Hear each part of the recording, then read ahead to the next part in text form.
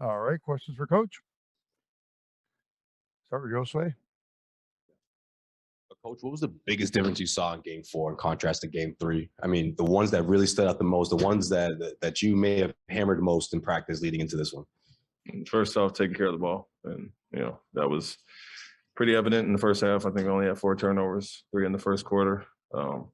So taking care of the ball is huge. Obviously, making them score in the half court as opposed to getting the runouts that we aided them with last game. So our mindset was right coming out.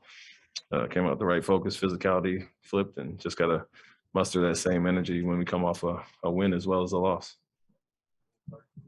Ime, we talked about Derrick's aggressiveness coming in and he scores the first 7 there. What goes into a start like that? Conversations, things he was doing in shoot around practice, like what just kind of set him up for that start? Understanding the urgency with Marcus being out and the position he's put in, obviously starting the game, going to have the ball in his hands a lot more, and wanted him to be a confident, aggressive, and he picked his spots well early on. They guard him a certain way. We told him to look for a shot, but also get downhill and facilitate, and he does that extremely well. Just happened that he got the right looks, took the shots that were there, and then started finding other guys. And so we want to be aggressive at all times. Talked about his jump shot may not be falling, but he does so many other things for the team, and he did that tonight.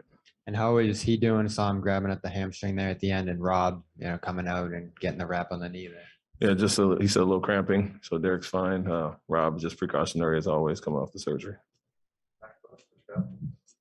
Ime, you've known Derrick for a while. Can you just talk a little bit about what his adjustment to this team has been like? Obviously, it's not the easiest thing to switch teams in the middle of the year, and how much as a coach you appreciate the fact that his role might fluctuate from being a very large one like it was tonight to certain games. Maybe it's not what he's used to and what he had in San Antonio, but he still seems to handle it well either way.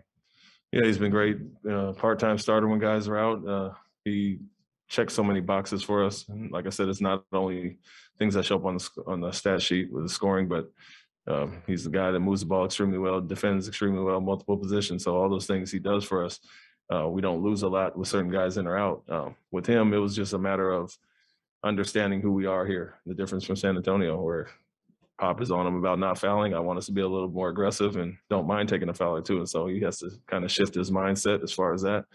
And I've tried to get him up to speed with what everybody else is doing. It's going to take some time, but couldn't be more happy with him being here and what he brings to our team. After last game, Al said that Miami played like a wounded animal and you guys didn't have a sense of urgency. First game, he comes out and strips Bam.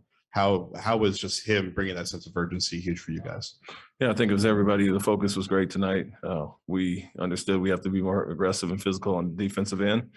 Bam got to go in last game, and guys take that personal. So to hold their guys, nobody scored in double figures with their starters. I think we obviously set the tone right there. But we have a prideful team, one of the best defensive teams in the league, and as well as individuals. And they heard some of the things that were said and took pride in those matchups. And so came out with the right mindset, but have to duplicate that Game 5 coming off a win as opposed to only when we lose it. Ime, Jason finished with his most free throws made and attempts the whole postseason tonight. Is that something you preached him coming into this game, to go to attack the rim more and get to the line more? Just being aggressive. They are really crowding our guys on the perimeter, and said sometimes you just have to break the play and be aggressive and get downhill. He did that from the start. And then they went to smaller lineups where they don't have a lot of rim protection there. So we were really trying to get to the paint attack. And obviously getting 14 or 16 free throws for him is huge, but continue to make the right play. They're going to try to take some charges. If Adebayo's not in the game, there's not a lot of rim protection, but still has to make plays for others, and he did that tonight. And obviously the big thing with this team is how resilient you guys have been in bounce back wins. How do you take it from being resilient to being consistent going into the next game? Yeah, understand what's on the table. This is a 3-game series now, and can't always just flip the mindset when we come off a loss and get a little desperate. And the guys talked about that in the locker room now. We've obviously been here before to string some games together and come out with the right mindset like we did tonight. Obviously, it was apparent the difference. We understand we don't want to go down 3-1. And so guys came out with that physicality. It was almost like it flipped from what Miami did to us last game. And obviously you saw that in the start. But understanding it's a long series, a lot of ebbs and flows, but we want to be who we've been all year. It was a physical, aggressive defense, attacking on offense, and not wait for us to get down to kind of muster up that energy. You guys only shot, I think, 39%, 25% from 3. and this game was still never in doubt. How encouraging was it from your standpoint that you guys were able to execute in other parts of the game there and kind of maintain control the whole way? Yeah, we said that it wasn't our best offensive night, but defensively we were obviously elite tonight for the most part. Guarded their three-pointer shooters very well. Like I mentioned, 18 points from their starters. So we came out the right focus on that end. And we got room to grow still. And that's the thing with us. We can always rely on our defense. We've won several games this year doing that when our shots aren't falling, and to hold them to, in the 30s for 3.5 or basically 3 quarters.